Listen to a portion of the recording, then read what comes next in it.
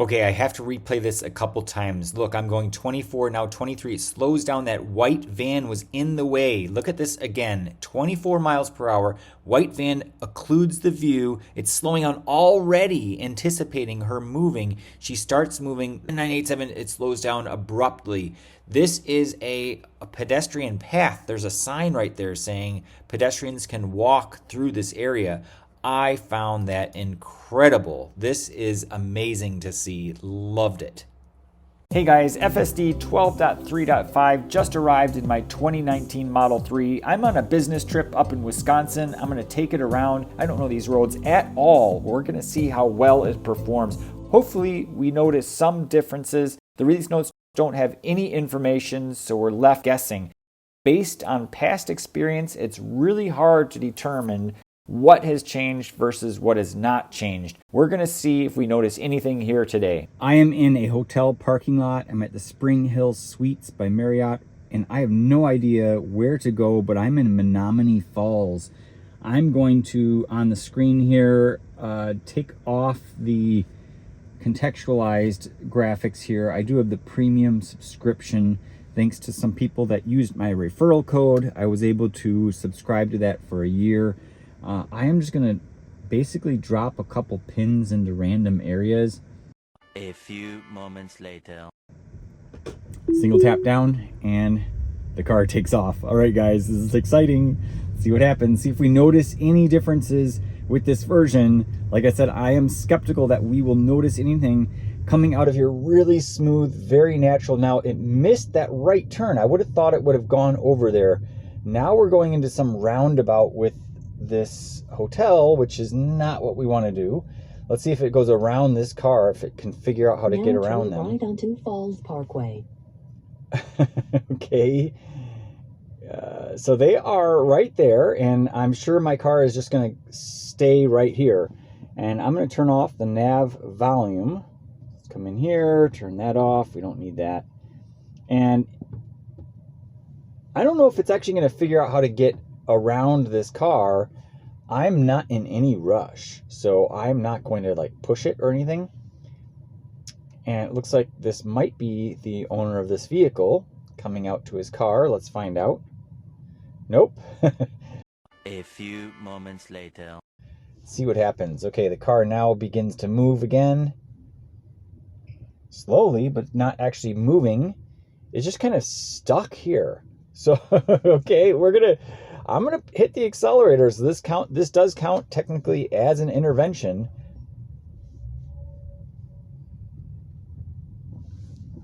Okay, I just tapped it, let go. Now let's see if it can route itself out of here. It doesn't look like it shows any roads to get out of this area. It's gonna have to figure this out on its own.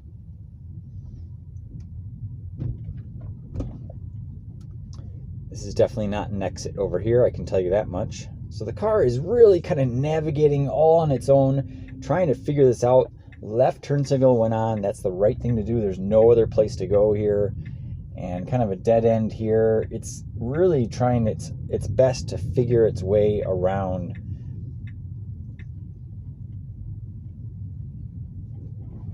Okay, and coming in here. Now this is definitely a dead end. Not going to be able to go anywhere here. Now, this is interesting. It's going to ask me, most likely, to take over. It's actually not saying anything. So it can't get out of this parking lot. It looks like it's not really documented very well. So I am going to have to take over. I'm going to report this just because it's going to give me the option for voice feedback. Okay, we'll go ahead and press the voice button. Full self-driving was unable to get out of the parking lot. All right, so we can send that over to Tesla. We'll back up. I think we're going to have to manually get it out of here. Unfortunately, that is what it is. Okay, so this is the way that I came in. Coming up here. Let's see what it does. Okay. Now from here, it should be able to get out just fine. We'll go ahead and turn it on.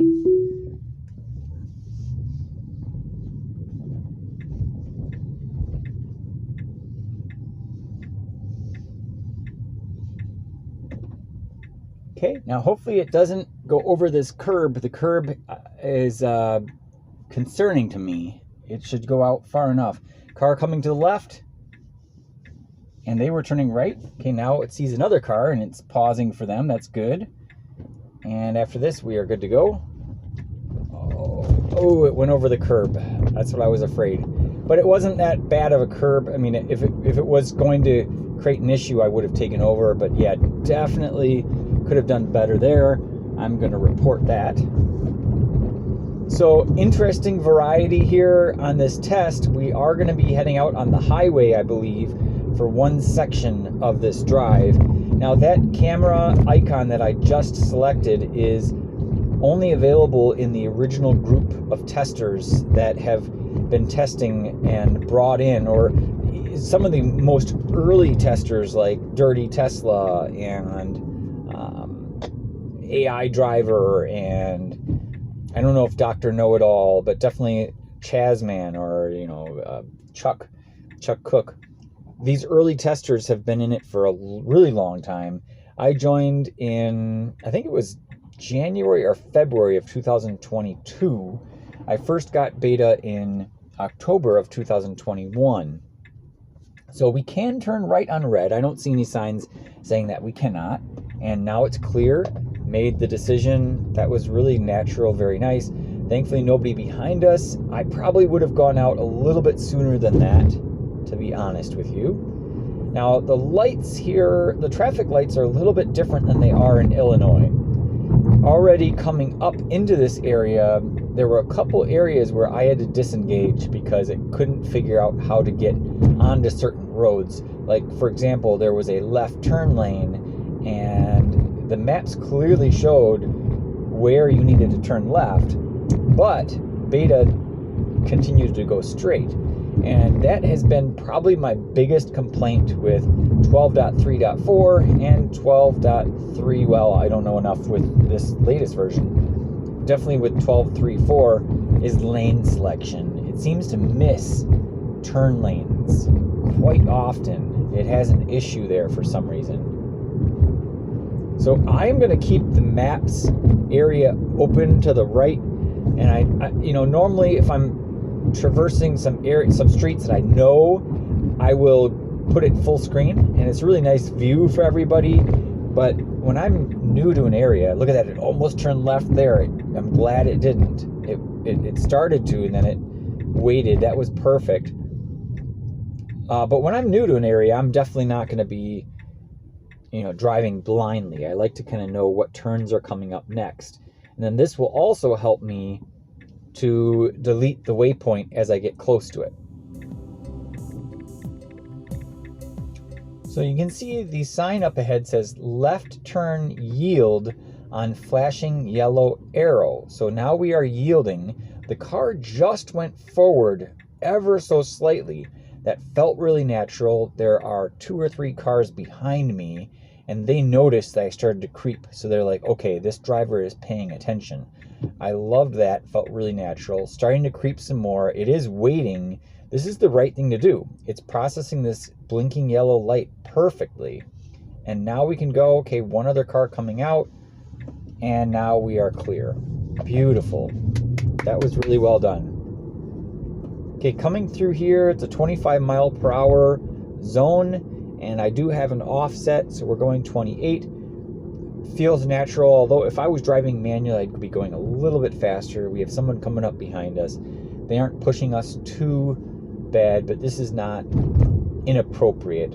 Sometimes there are cars, that drive considerably faster than the speed limit, and that's just the normal thing to do. But in this area, I mean, look at this. We got a family crossing the road here. So this speed definitely feels appropriate for this area. Got another gentleman quite a ways ahead there crossing the road as well. And thankfully the person behind us isn't tailgating us or making this feel uncomfortable. Now look at how it's kind of centering itself. It was in the middle there, and now that these double yellow lines showed up, it kind of moved over to the left a little bit.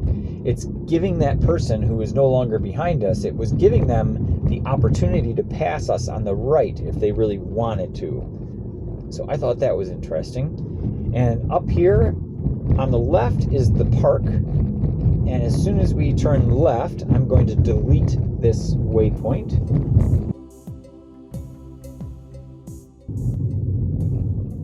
Slowing down here, not sure why. I mean, it's good that it did that, but I don't know why it did that. I mean, maybe because it's an intersection and still slow. Okay, now it's starting to speed up. It's slowing down again. I don't know what it sees. I'm looking on the road. I'm looking on the screen. It maybe thinks these yellow lines. Look at the yellow lines on the screen. They're jumping all around. I think it's trying to figure out where the lines are. And it just so happens that this road doesn't have any lines on it. But my best guess is that it's hesitating because it's trying to interpret where these lines are. Okay, great. Now turning right here. And this is a single lane and with no lines. Oh, it's hard to tell. It might actually be 2 lanes.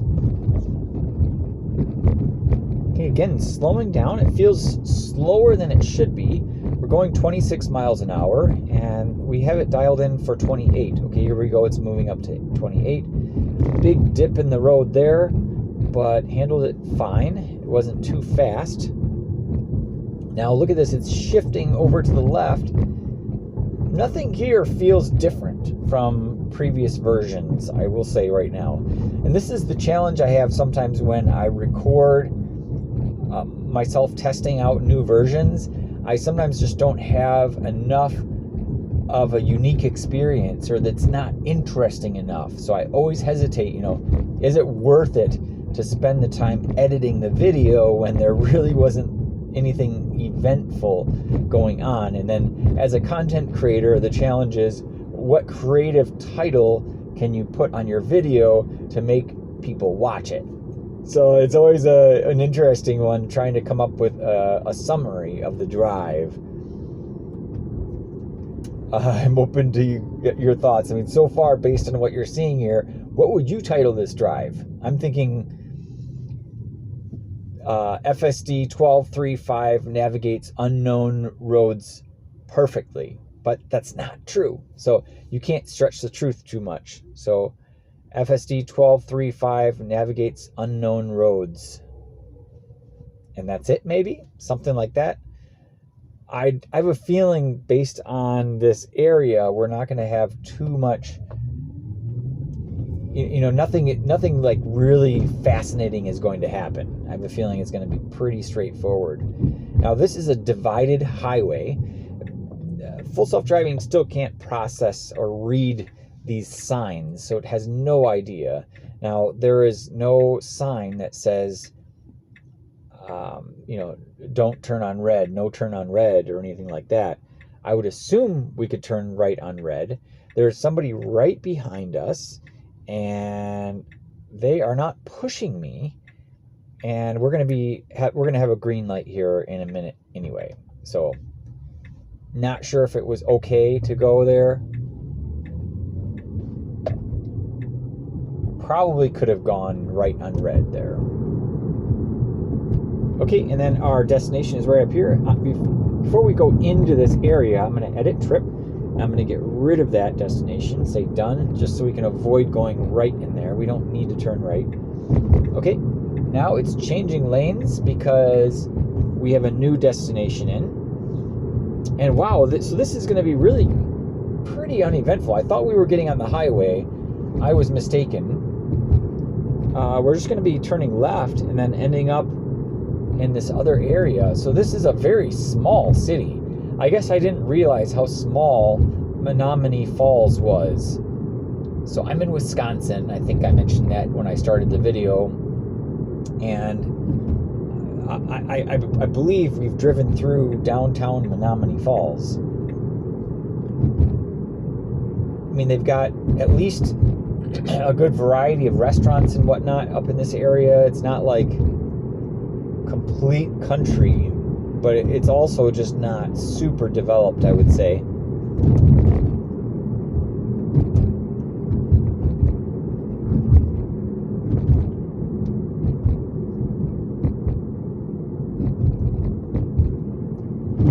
So, you know, one could argue that these uneventful drives are a good thing. You know, I think as we move forward, these drives are going to get more and more boring, I would say. You know, it's not going to be a lot of interventions or disengagements, and that's a good thing. But as far as videos go and commentary for those videos, it makes it a lot harder because it's just not as eventful. You know, you don't have as much to talk about. So I need to start, I think, at a certain point here, coming up with other things to talk about, because I'm not going to be able to evaluate areas where it makes mistakes anymore. It's gotten so good. Okay, we're going to delete this one. Okay, it's saying ending, but now we're having it go to the next one. So turning left here.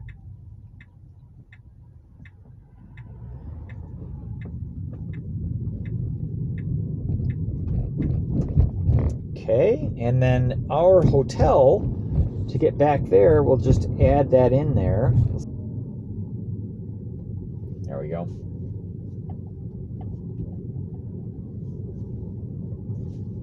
All right, so here's the village park. Cancel out of here.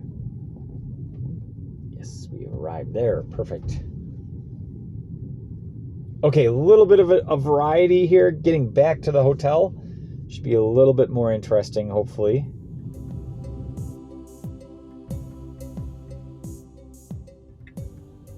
Okay, stopping here. Now, we do need to creep just a bit to see what's going on. I cannot see any traffic left and right.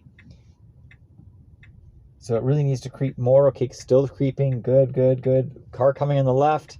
Can't go yet. Okay, now it's good time. It needs to go quick. Come on. Okay, now another car coming on the left. That would have been the opportunity to go. I didn't even need to move my head forward very much. Okay, perfect. Went out really nicely there. Beautiful. Someone right behind us. I think the vast majority of the time, people, if they're driving around you, they're not going to know that your car is driving itself. And that's the beautiful thing about full self-driving as it stands today, is it is pretty darn natural. It makes mistakes, but humans also make mistakes, and people tend to forget about that. They're like, okay, it's annoying that other driver behind you. Well, guess what? Humans annoy other humans behind them all the time. So, you know, in the vast majority of the time, even without any interventions or disengagements, I'm able to avoid upsetting somebody behind me. It's very rare that I get honked at. This must be the downtown Menominee Falls. I'm going to go out on a limb because this feels like a downtown area. Slowing down here, okay. Oh, wow. I don't know if it saw that person. That was awesome. Nobody behind us, but oh, did you see that? It slowed down for that person.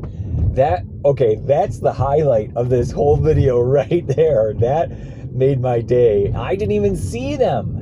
And my car slowed down, and I'm like, why is it slowing down? I did not know. I thought there was a stop sign, but the corner of my eye, I didn't see a stop sign, so I was really confused. And then suddenly she darts out in the road. I can't wait to go through that footage again and just slow it down and see if it was interpreting something in advance, because I feel like my car slowed down maybe because it thought it saw a stop sign, and then that pedestrian took advantage and then crossed the road. Okay, I have to replay this a couple times. Look, I'm going 24, now 23. It slows down. That white van was in the way. Look at this again. 24 miles per hour. White van occludes the view. It's slowing down already, anticipating her moving. She starts moving. One more time, look at this, slowing it down. 22, 21, 20, 19, 18. She starts to move right there, and then 10, 9, 8, 7, it slows down abruptly. This is a pedestrian path. There's a sign right there saying pedestrians can walk through this area. I found that incredible. This is amazing to see. Loved it. Now here it's getting really close to the curb on the right. a lot closer than I would. It's going over some, it went over a bunch of like yard waste in the road. I don't know why it's so close to the right. Strange. And we're almost back here, so this is going to be a relatively short trip, but again, there's not a ton of interesting things in this area to test, at least from what I can determine. Now, if I was downtown Milwaukee, or there's the hotel over there, if I was in another area where it was a lot more going on, a lot of bars and whatnot, then I think it'd be more interesting. But hey, I'm happy with that situation with that pedestrian crossing the road. So if anything, that's going to make this whole video worth it. Okay, now this is an interesting one. We've got quite a few cars here. Now we got a car on the left, car straight, they're turning. This is interesting. Okay, so a lot of variety going on here. Let's see what happens.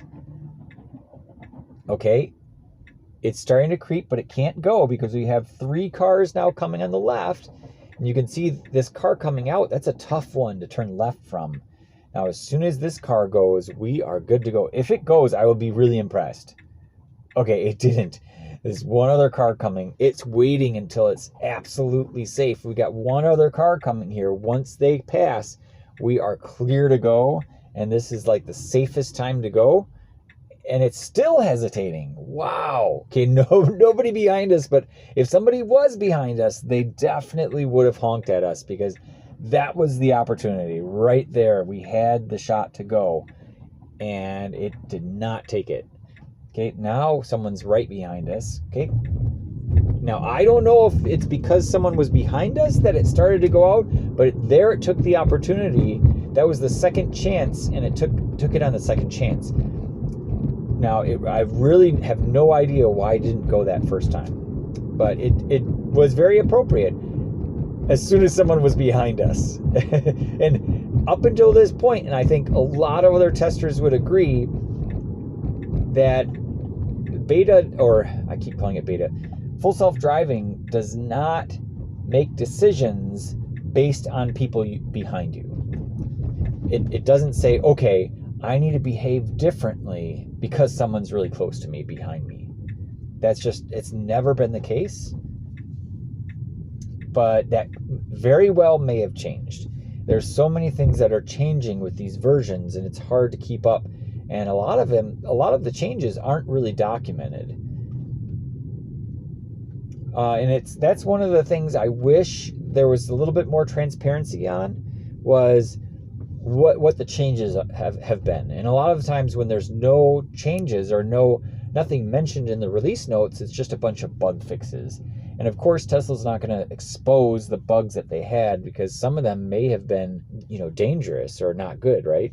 So here is a perfect example of the auto park capabilities. You're going to see here, I'm in a parking lot, and this is a Model 3 with hardware 3, an Atom processor, and I don't even know where it's going anymore.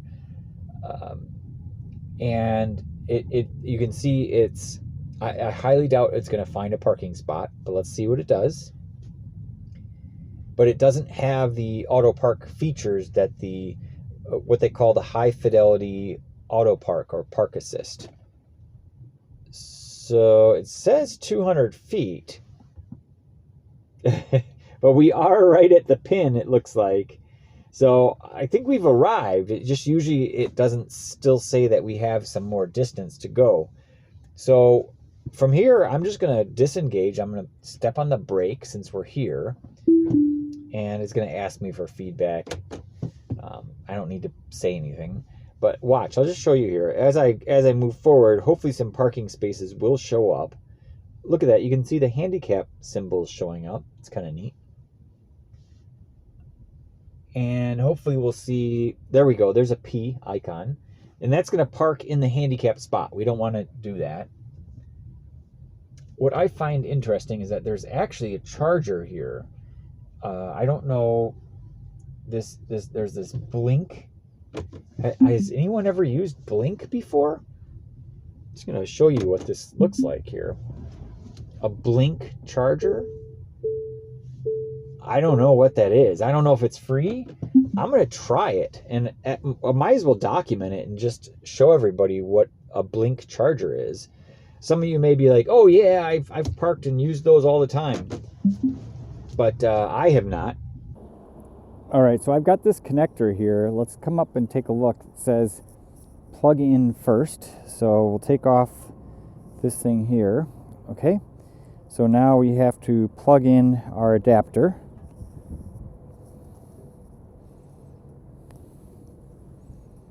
Let's see what we can do here.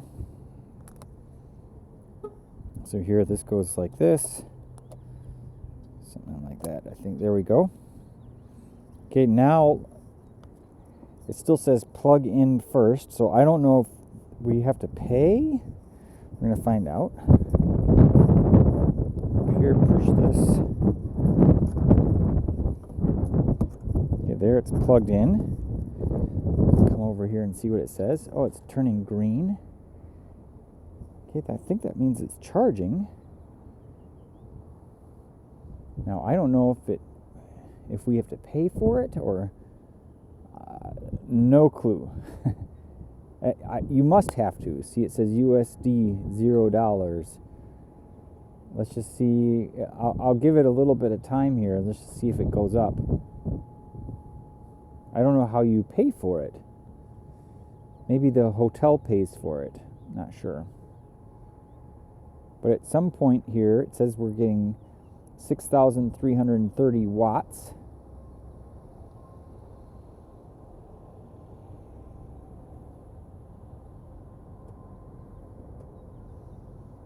Let's head into the car and see what it says. But yeah, it's definitely charging, and there's no dollar amount being shown. So I'm going to ask at the front desk if this is free charging. Pretty cool stuff.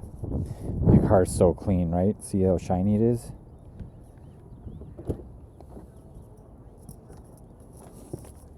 Take a look here. It says we're charging, and it says 7 kilowatt. You can see up there, 7 kilowatt.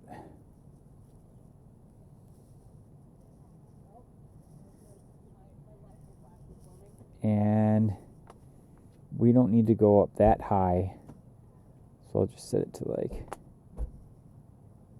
I don't know, like 85 or something like that. 4 hours, 25 minutes remaining, and we're just going to hang out here a little bit at least. It says it's 203 volts, 32 amps. And let me just check. I don't think I have scheduled charging on. No, I don't think I have that on.